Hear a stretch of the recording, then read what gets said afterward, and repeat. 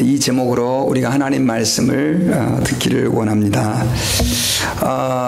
어버이 주일 때마다 이제 늘 저희가 부모 공경에 대해서 이제 늘 듣는데, 오늘은 특별히 부모의 허물을 우리가 왜 덮어 주어야 되는지를 중심으로 말씀을 좀 듣기를 원하는데, 사실은 어버이 주일이 되면 부모님의 은혜에 감격하는 분도 계시지만 사실은 부모님 때문에 섭섭하고 서러운 분들도 있을 거예요. 그리고 제가 이 부모님을 떠올렸을 때 항상 드는 두 가지 느낌이 있었어요. 그것은 뭐냐면 너무 사랑하고 너무 좋은데 또 섭섭하고 속상한 그 애증의 관계가 같이 이렇게 믹스되어 있는, 섞여 있는 것들을 좀 경험하는데, 오늘 이 말씀을 들으면서 여러분, 우리가 다시 한번 부모님에 대해서 우리가 왜 허물을 덮어줘야 되는지를 깨닫는 그런 시간이 될 수 있기를 바랍니다. 여러분, 오늘 창세기 말씀이 오늘 말씀의 배경입니다. 여러분, 이 그림인데, 노아가 600세가 되던 해에 하나님께서는요, 지상에 큰 홍수를 허락을 했습니다. 그래가지고 노아와 노아를 포함한 8명의 가족들이 방주에 들어갔어요. 그래서 그 온 세상의 물로 하나님의 심판을 받을 때 노아의 가족들은 그 하나님의 심판에서 구원을 받을 수가 있었습니다. 이 뒤에 나오는 도표는 비가 40일 동안 내리고 150일 동안 세상이 물로 뒤덮여 있고 150일 동안 이제 물이 빠져 나간 것이죠. 그래서 전체 노아의 방주에서 노아의 가족들이 있었던 시간이 371일. 1년이 며칠이죠? 365일인데 얼마나 긴 시간을 방주에서 그렇게 있었는지 우리가 추정해 볼 수 있죠. 그렇게 해서 371일 만에 노아가 이제 방주에서 나와가지고요, 하나님께 감사의 제사를 드립니다. 그러니까 하나님께서 노아에게 무지개를 보여주시면서 내가 다시는 세상을 물로 심판하지 않겠다, 이렇게 약속을 해주셨죠. 그리고 나서 노아가 이제 먹고 살아야 되니까 뭘 지었습니까? 농사를 지었는데 그 첫 번째 농사가 뭐였냐면 포도 농사였었어요. 포도 농사. 근데 문제는 1년 동안 노아의 방주 안에 갇혀 있어서 그랬는지 포도를 통해서 짠 그 포도주가 그 당시만 해도 물도 깨끗하지 않고, 그래서 아마 포도주를 드링크로 많이 마셨던 것 같은데 그 포도주를 너무 많이 마신 거예요. 그래가지고 술이 취해가지고 이 아버지께서 옷을 다 벗고 침대에 벌러덩 누워 주무신 거예요. 설교 시간에 상상은 하지 마시기 바랍니다. 은혜가 안 되니까. 노아는 당대 의인이라고 그랬는데 이분이 술을 마시고 이렇게 실수를 한 거예요. 여러분, 술 드시면 안 되는 이유가, 술을 드시면 이렇게 실수를 하게 돼요. 하나님의 사람이라 할지라도. 그렇게 해가지고 주무시고 코를 드르렁 이렇게 골고 주무시고 계시는데, 그때 그걸 노아에게는 3명의 아들이 있었는데 그 중에 둘째 아들 함이 본 거예요. 보고 나서 속으로 이랬어요. 아유, 뭐 아버지라는 작자가, 아유, 이게 뭐야, 이게 자식들 앞에서 창피하게. 그러면서 다른 첫 번째 그러니까 형하고 그 다음에 세 번째 동생에게 찾아갔습니다. 찾아가가지고, 야야, 우리 아버지가 지금 완전히 맛이 갔다. 제가 술 먹고 지금 완전히 옷 다 벗어 제끼고, 야, 이게 아버지 되겠냐, 이런 식으로 아버지를 비난했어요. 그런데 그 이야기를 듣고 있었던 첫째와 셋째 아들이요, 뒷걸음질 쳐가지고 이불 같은 거를 이렇게 걸머 매고요, 아버지의 그 벗은 몸을 보지 않기 위해서 뒷걸음질 쳐가지고 아버지에게 옷을 살짝 덮어주고 그렇게 나오게 된 거예요. 여러분, 너무 아름다운 모습 아닙니까? 아버지의 허물을 함은 정말 비난하고 조롱했지만 이 두 형제들은 오히려 아버지의 부끄러운 모습을 보지 않고 덮어주죠. 근데 나중에 이제 노아가 술이 깼습니다. 술이 깼는데 여러분, 이 내용들을 알았을까요, 몰랐을까요? 자는데 어떻게 합니까? 그걸 자기 옷을 벗고 다 잘 정도인데 그걸 어떻게 알았겠어요? 그런데 노아는 평범한 아버지기도 했지만 사실은 선지자와 같은 사람이 바로 노아인데요, 하나님께서 기도하는 가운데 그걸 알려주셨던 것 같아요. 그러면서 하나님께서 노아에게 너의 세 아들에 대해서 예언을 해라 라고 하는 그 예언의 말씀을 노아가 받아가지고 그 세 아들에게 대해서 예언을 했는데요, 그 예언의 내용이 굉장히 충격적입니다. 여러분 25절 같이 한번 읽어볼까요? 시작. 이에 가로되 가나안은 저주를 받아 그 형제의 종들의 종이 되기를 원하노라. 자, 여기서 가나안은 누구냐면요, 아까 둘째 아들 함의 아들인 거예요. 여러분 여기서 나오는 이 가나안은 사실은 이스라엘 백성들을 가장 괴롭혔던 민족, 가나안 민족의 조상이 바로 이 가나안이에요. 그런데 그 함의 잘못은 결국 누구에게 흘러내려갑니까? 자기의 아들에게 흘러내려가가지고 결국은 그 형제들의 종이 되는 그런, 어떻게 말하면 저주를 받게 되죠. 여러분, 그런데 반면에 셈과 야벳은 어떻게 되느냐면요, 26절 같이 한번 읽읍시다. 시작. 또 가로되 셈의 하나님 여호와를 찬송하리로다. 가나안은 셈의 종이 되고, 그 다음에 하나님이 야벳을 창대케 하사 셈의 장막에 거하게 하시고 가나안은 그의 종이 되게 하시기를 원하노라 하였더라. 자, 셈과 야벳에게는, 첫째와 셋째에게는 하나님이 엄청난 축복을 사실 주시죠. 막 창대하게 하고, 그 다음에 하나님께서 기뻐하시고. 근데 여러분, 제가 한번 여러분들에게 여쭤볼게요. 그 기준이 뭐였어요? 그 기준이 뭐였어요? 성경에는 다른 게 안 나와요. 함은 아버지의 그 실수와 잘못한 걸 막 비난하고 조롱하고, 성경에도 구체적으로 나와 있지 않지만 여러분 정황을 보면 우리는 충분히 그걸 이해할 수 있어요. 그러나 셈과 야벳은 결국 아버지에 대해서 기본적인 예절을 지키고 아버지 허물을 덮어주려고 했어요. 여러분, 성경에는 이들에 대한 기사가 자세히 안 나오지만 우리는 이 태도를 보면서 그들이 어떤 사람이었는가라고 하는 것을 추정해 볼 수 있는 것이죠. 여러분, 이 말씀을 들을 때 여러분들은 어떤 생각이 드십니까? 여러분, 하나님께서는요, 물론 이 성경 말씀을 포함해서 제가 오늘 주보에다가도 부모에 관해서 하나님께서 우리에게 가르쳐 주시는 성경 구절을 쭉 나열을 했는데요, 자녀들이 부모를 무시하는 것을 성경에서는 아주 싫어하신다라고 하는 것을, 하나님은 자녀들이 부모를 무시하고 비난하는 것을 아주 싫어하신다라고 하는 것을 우리는 알 수가 있어요. 여러분, 하나님은 사랑이 많으시고 자비가 많으신 분이세요. 믿습니까? 그런데도 불구하고 이 가나안에 대해서, 함에 대해서 이러한 예언을 하신 것은 얼마만큼 하나님께서 그 마음 가운데 이 부모를 무시했던 함에 대해서 속이 상하셨는지를 우리는 추정해 볼 수가 있는 것이죠. 여러분, 그래서요, 특별히 잠언서 30장 17절에서는요 좀 이런 좀 심한 말씀도 했어요. 어떤 말씀을 했는지 같이 한번 읽어봅시다. 시작. 아비를 조롱하며 어미 순종하기를 싫어하는 자의 눈은 골짜기에 까마귀에게 쪼이고 독수리 새끼에게 먹히리라. 이거 참 무서운 얘기 아닙니까 여러분? 아비를 조롱하고 어미 순종하기를 싫어하는 자의 눈은 골짜기에 까마귀에게 쪼이고, 장례도 제대로 못 지내가지고 시체가 던져지는 거예요. 그러니까 까마귀들이 그 눈을 쪼아먹고 독수리 새끼들이, 어미 독수리도 아니고 새끼 독수리가 가가지고 그걸 먹게 될 것이라고 말씀을 한 것이지요. 그러면 여러분, 제가 한번 여러분들에게 한번 여쭤보겠습니다. 여러분, 하나님께서는 노아가 잘못한 것을 그냥 별로 대수롭지 않게 생각하셨을까요? 노아는 분명히 잘못했습니다, 여러분. 그렇죠? 노아는 분명히 잘못했어요. 그러나 잘못했음에도 불구하고 하나님께서는 그 자녀들이 잘못한 부모들을 판단하고 조롱하고 비난하는 것을 싫어하셨다는 거예요. 그건 하나님께서 하신 문제라는 거예요. 자녀들이, 너희들이 부모를 평가할 수 있는 권리가 없다는 거예요. 그러면 여러분, 왜 그럴까요? 왜 우리 하나님께서는 그렇게 부모를 보호하시고, 어떻게 말하면 부모의 잘못마저도 그렇게 감싸는 듯한 모습으로 하나님께서는 말씀을 하고 계실까요? 그 이유는요, 중요한 이유가 있는데, 부모의 권위는 하나님께서 세우셨기 때문입니다. 한번 따라합시다. 부모의 권위는 하나님께서 세우셨다. 여러분, 부모가 자녀들에게 존중받아야 되는 이유는요, 부모가 잘하기 때문이 아니에요. 그 부모라고 하는 권위는 결국 누구로부터 나왔습니까? 하나님께로부터 나왔습니다.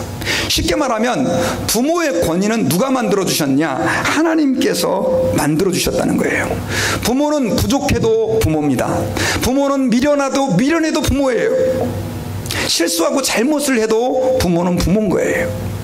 하나님께서 우리에게 말씀해 주시는 것이 바로 그것이다라고 하는 거예요.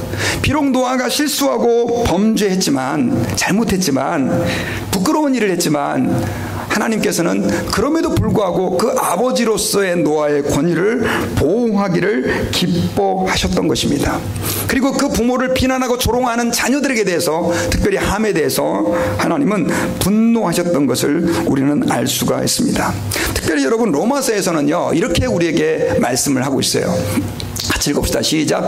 각 사람은 위에 있는 권세들에게 굴복하라. 권세는 하나님께로 나지 않음이 없나니 모든 권세는 다 하나님의 정하신 바라. 여러분, 트럼프 대통령 싫어해도요, 그 세운 사람이 누굽니까? 하나님이에요. 한국의 문재인 대통령 이번에 이제 됐죠? 아이고, 근데 참 이렇게 나라가 많이 혼란스러워졌는데 그래도 이제 많이 자리를 잡아가는 것 같아요. 근데 여러분, 또 문재인 싫어하는 분도 계시죠? 그러나 여러분, 우리가 기억해야 될 것은요, 로마서 13장에서는 어쨌든 간에 내가 싫어하든지 좋아하든지 국가의 지도자는 누가 세웁니까? 하나님이 세웠다는 걸 우리에게 말씀해 주고 있는 거예요. 그래서 우리는 그걸 인정해야 돼요. 근데 이것을 국가로만 적용시키면 안 돼요. 교회도 마찬가지예요. 교회에서도 여러분, 목사가 혹은 뭐 교회 세우신 장로님이, 권사님이 부족하고 문제가 있을 수 있죠. 그러나 하나님의 이름으로 그분들이 안수를 받았으면 그분들의 권세는 어디서부터 오는 겁니까? 하나님으로부터 오는 거예요. 그리고 오늘 말씀, 특별히 가정, 여러분, 부모님의 그 권위는요, 부모님이 아주 훌륭한 부모님이라서 존중을 받아야 되는 게 아니라는 거예요. 부모님은 누구로부터 권세를 받은 사람입니까? 하나님으로부터 권세를 받은 사람이다라고 하는 것입니다. 그래서 여러분, 특별히 가정의 부모님에게 우리가 복종하고 그분들을 공경하고 그분들의 명령에 순종하는 것은 결국 하나님을 기쁘시게 하는 태도다라고 하는 것을 저희들이 기억해야 돼요. 근데 이제 이 가운데 많은 분들은 이제 자기가 부모의 위치에 있는 분들이 있는데요, 부모의 위치에 있는 분들이라 할지라도 특별히 자녀들에게 이걸 가르쳐야 돼요. 자녀들에게 가르쳐서 정말로 그 자녀들이 하나님 앞에서 정말 바르게 복된 인생을 살아갈 수 있도록 저희들이 그들을 지도해야 될 책임이 있다는 것입니다. 여러분, 십계명의 5계명 다 잘 아시죠? 십계명의 5계명. 자, 십계명은 10개의 계명인데 제가 늘 말씀드렸지만 1계명부터 4계명까지는 누구를 향한 계명입니까? 하나님을 향한 계명이에요. 5계명부터 10계명까지는 누구를 향한 계명이에요? 사람을 향한 계명인데 그 사람을 향한 계명의 첫 번째가 뭐냐면, 우리 같이 한번 읽어봅시다. 시작. 내 부모를 공경하라. 그리하면 너의 하나님 나 여호와가 내가 내게 준 땅에서 내 생명이 길리라. 에베소서에서는 이걸 약속 있는 첫 계명이라고 그랬는데요, 사람에게 주는 가장 첫 번째 계명이 뭐냐면 부모를 공경하라. 여러분, 잘 모르시는 분들은요, 기독교를 뭐 불효의 종교, 왜냐하면 제사도 잘 안 지내고 그러니까 그런 것처럼 생각하지만, 여러분, 기독교 사상은요, 죄송합니다, 부모를 무시하고 부모를 공경하지 않는 사람에게 대해서 구약을 보면 아까 얘기했어요, 죽이라는 표도 나와요.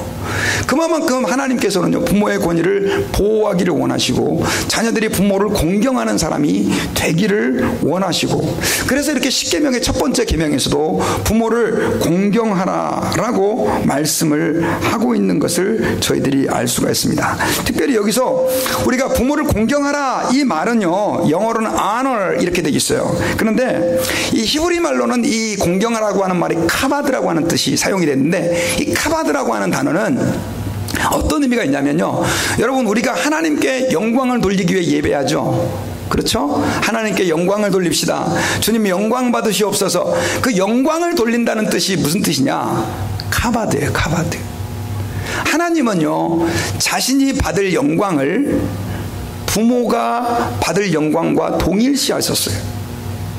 그러니까 우리가 하나님을 잘 섬기는데 난 부모는 싫습니다, 그거는 옳은 얘기가 아니에요. 그러면 제가 여러분 한번 여쭤볼게요. 하나님께서 우리 부모님들의 문제점을 몰랐을까요? 알죠. 알고 있음에도 불구하고 하나님은 부모의 권위를 보호해 주시기를 원하셨어요. 그 이유가 뭐냐? 그 이유는요, 한번 제가 여러분들에게 여쭤볼게요. 혹시 부모 없이 이 세상에 존재하신 분 계십니까? 한번 손 들어보세요.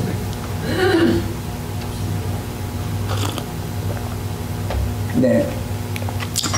부모 없이 이 세상에 존재한 분들은 없어요. 아무도 없어요. 심지어 예수님마저도 마리아의 몸을 통해서 세상에 오셨죠.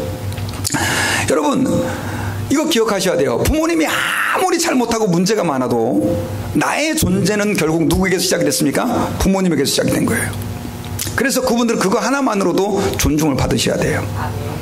그리고 살면서 많은 문제와 아픔과 어려움이 있었어도요, 제가 요즘에 우리 그 어린아이들 데리고 있는 젊은 부부들 보면서 옛날 생각이 나는 거예요.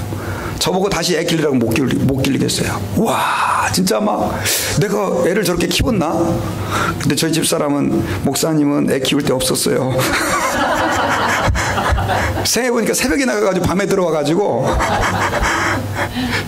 저희 집사람이 이렇게 애를 키웠나 싶어요. 그러니까 정말 너무너무 진짜 힘들게 애를 키우는 거예요.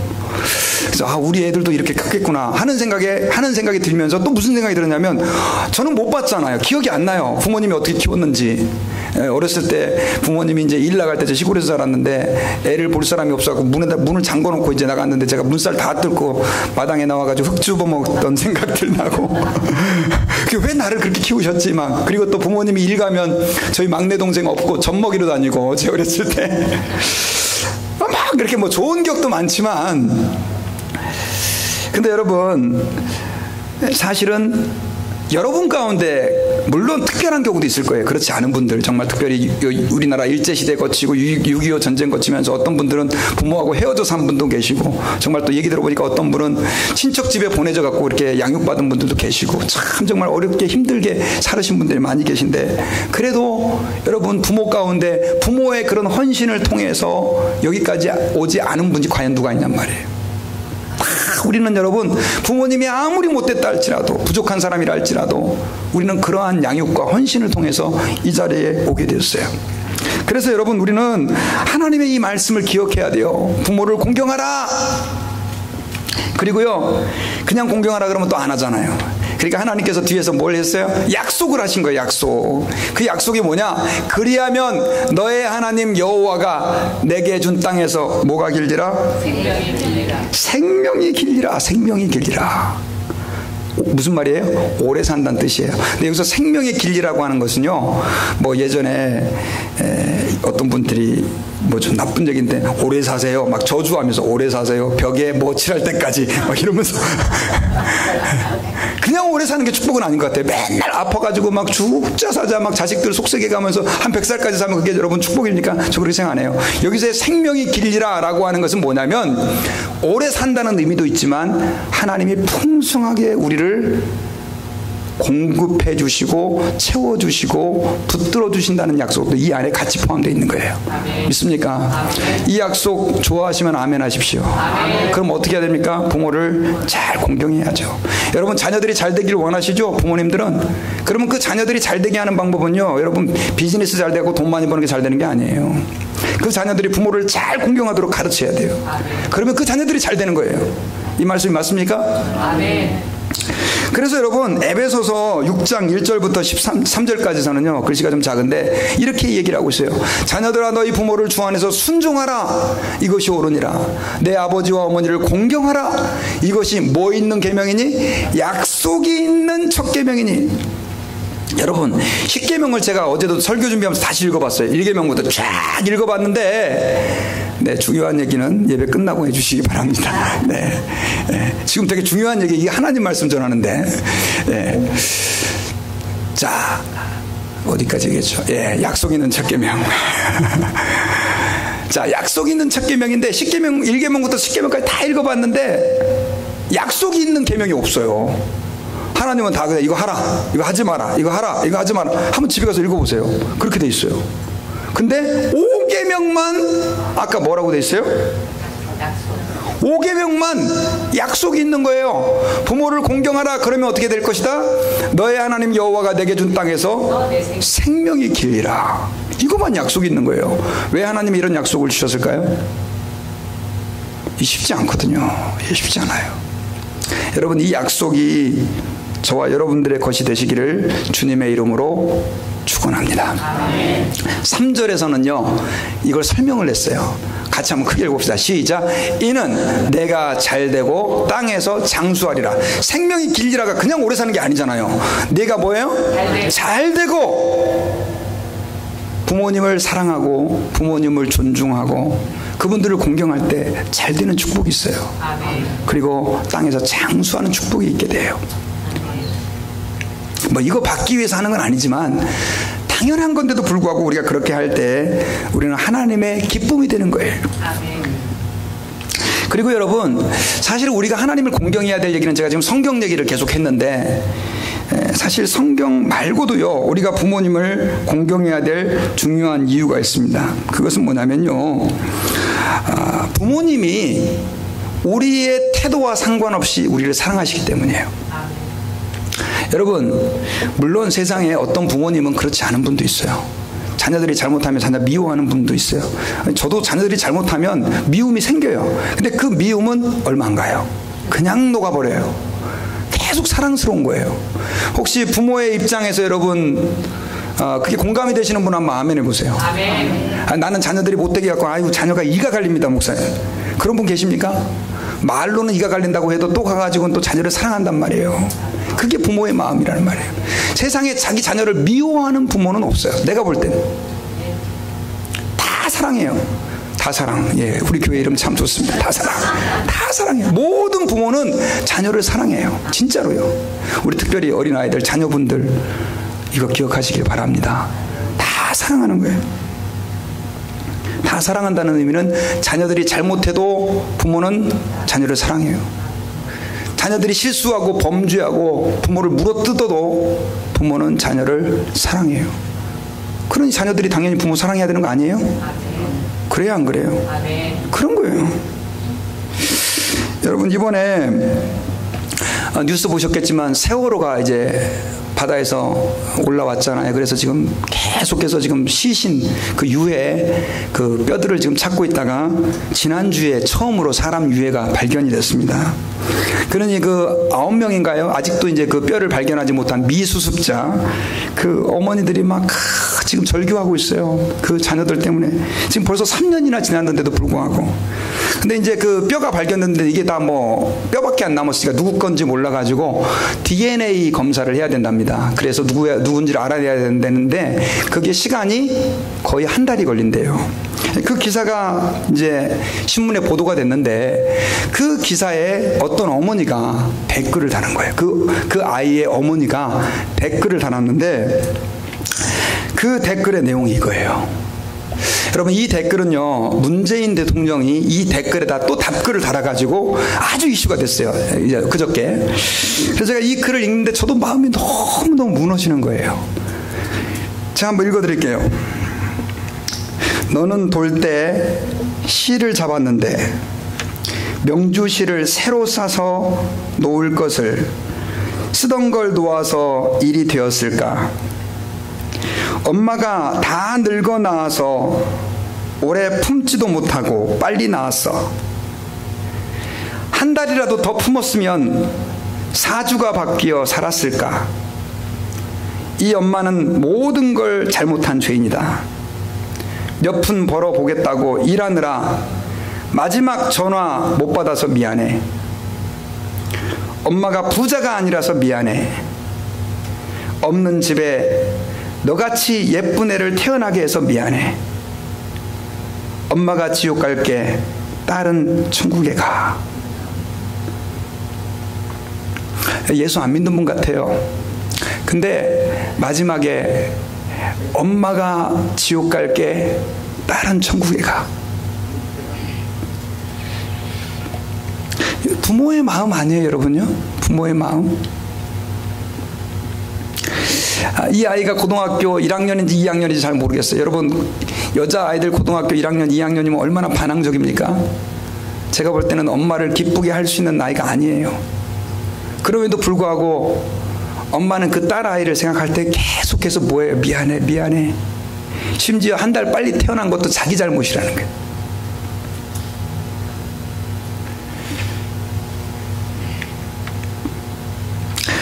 여러분, 우리 부모의 마음 아니에요? 그렇다면 여러분들의 마음이 그렇다면 우리 부모님의 마음도 이랬을 거란 말이에요.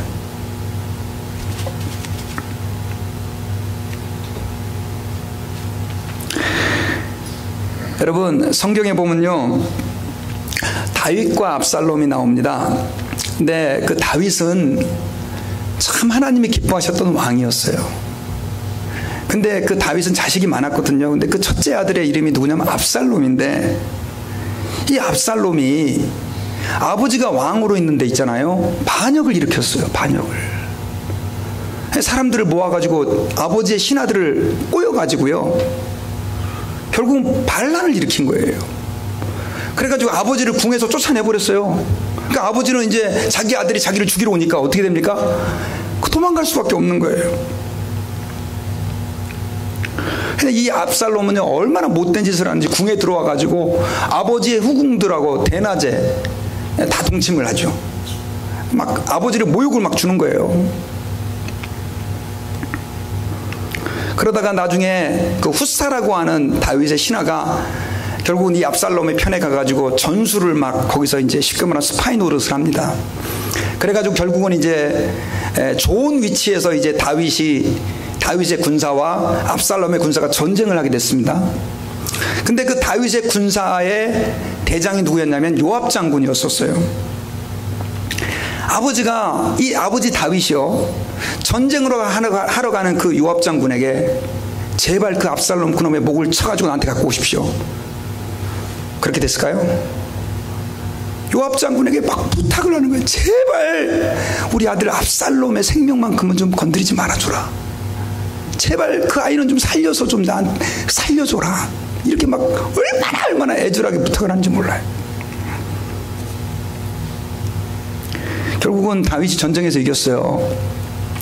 이게 무슨 그림이냐면요, 그 압살롬이 나중에 이제 그 전쟁에서 패하고 도망가다가 머리가 어디에 걸렸어요? 나무에 걸렸어요.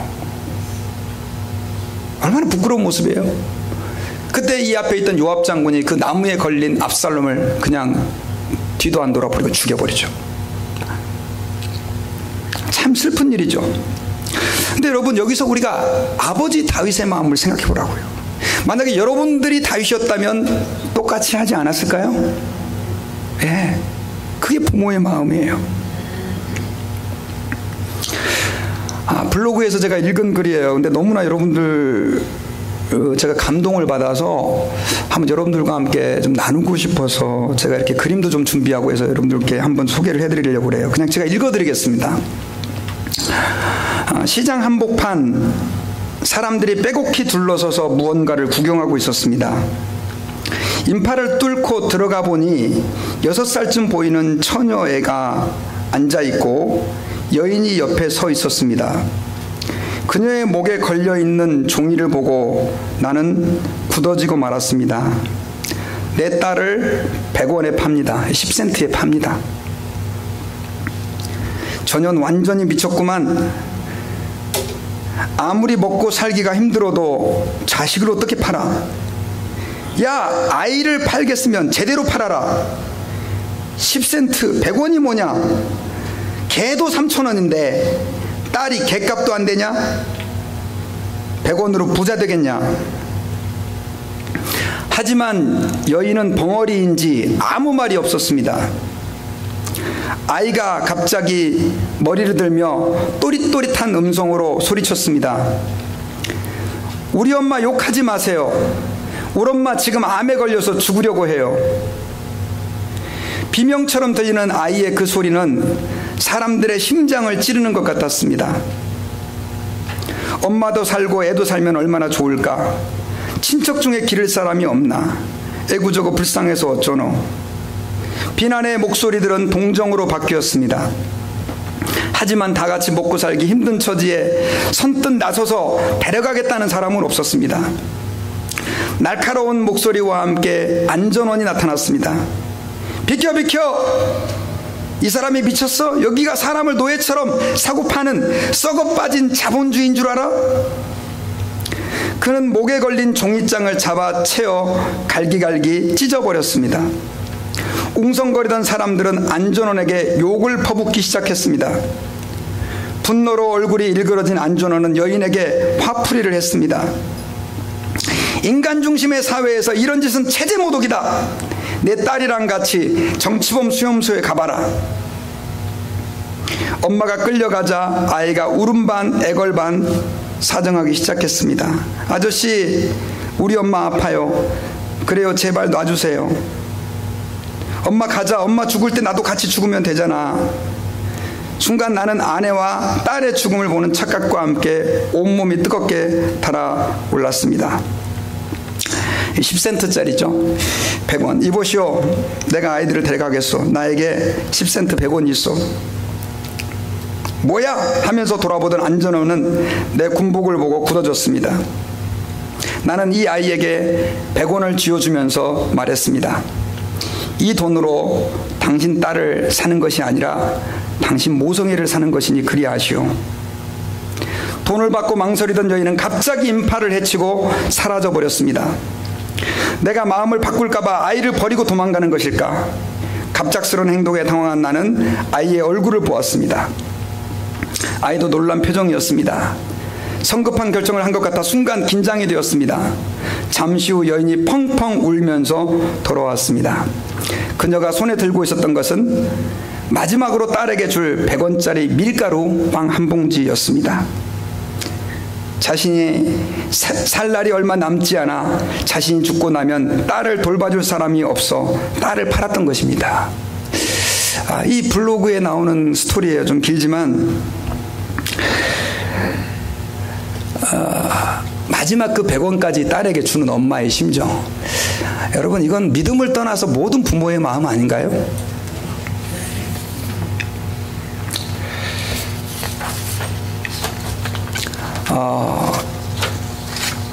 이 말씀을 좀 여러분들과 함께 나누고요. 말씀을 맺으려고 합니다. 2008년 중국 스촨성에서 큰 지진이 일어났습니다. 5월 12일 날이었었어요.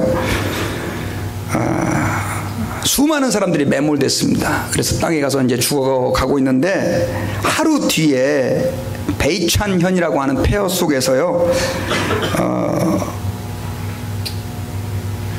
사람이 발견된 거예요. 사람이.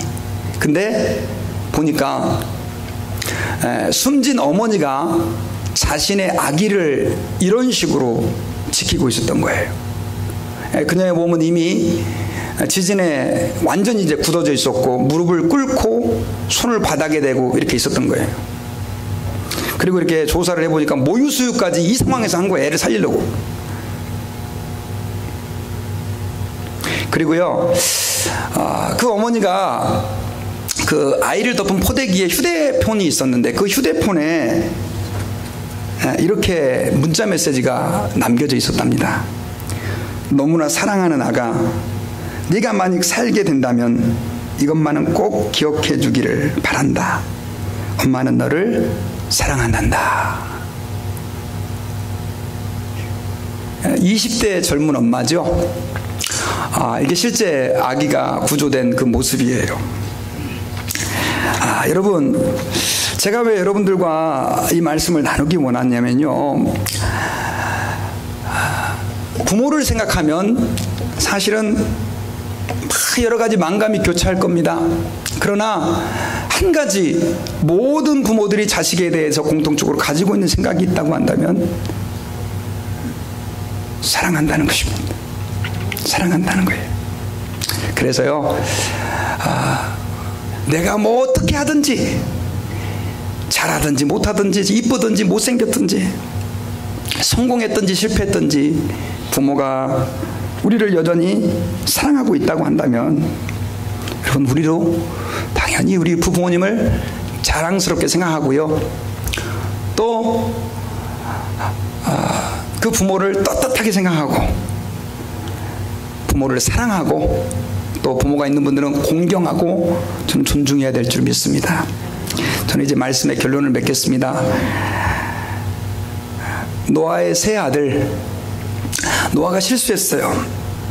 노아는 의인이라고 성경에서 말했지만 그는 포도주를 마시고 벌거벗고 누워 있었어요.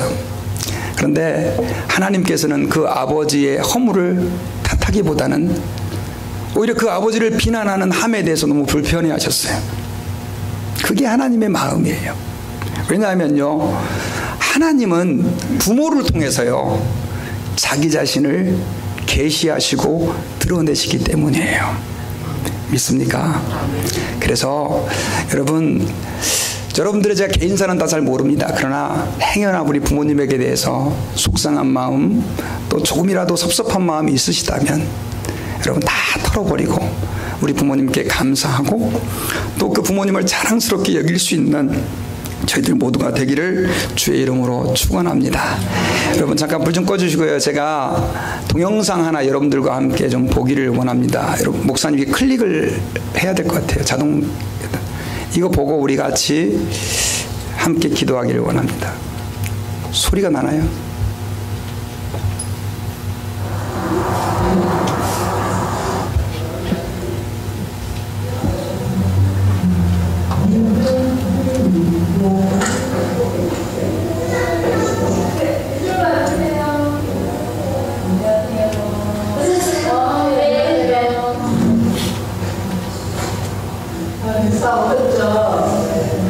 시작할게요. 오늘 엄마를 위한 쿠킹 클래스 진행을 맡은 쿠킹 한의원입니다. 반갑습니다. 오늘은 애호박 양배추 유식하고 단호박 스프를 할 거예요. 먼저 애호박 양배추 유식부터 실습을 하도록 할게요. 자, 여기 하시는 동안 육아 전문가의 그 영상이 있어요. 그 영상을 한번 보고 갈게요. 그냥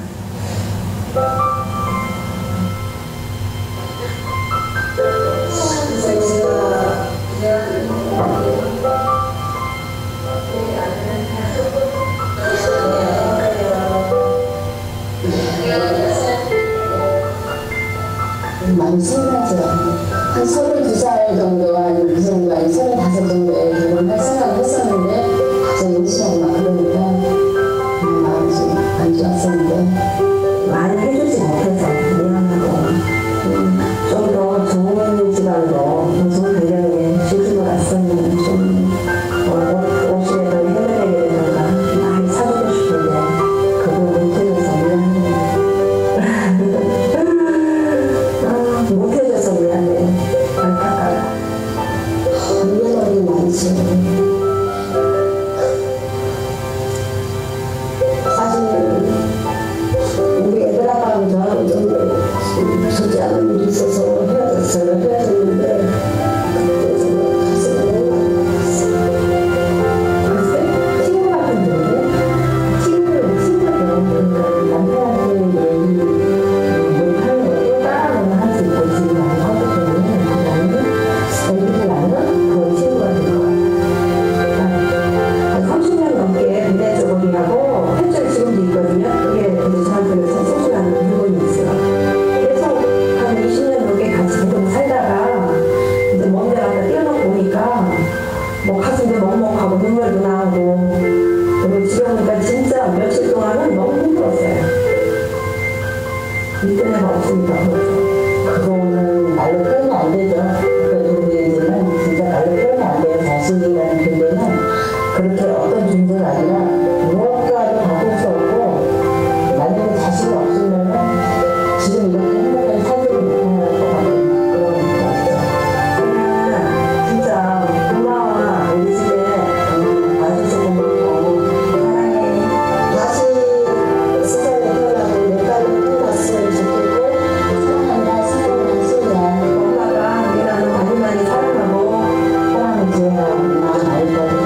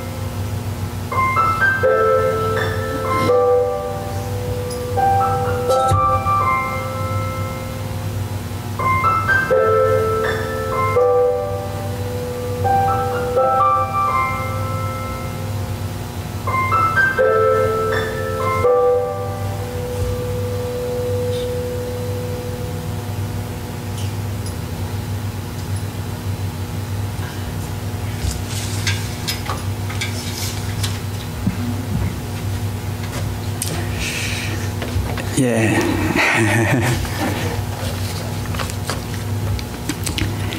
우리 같이 한번 기도합시다.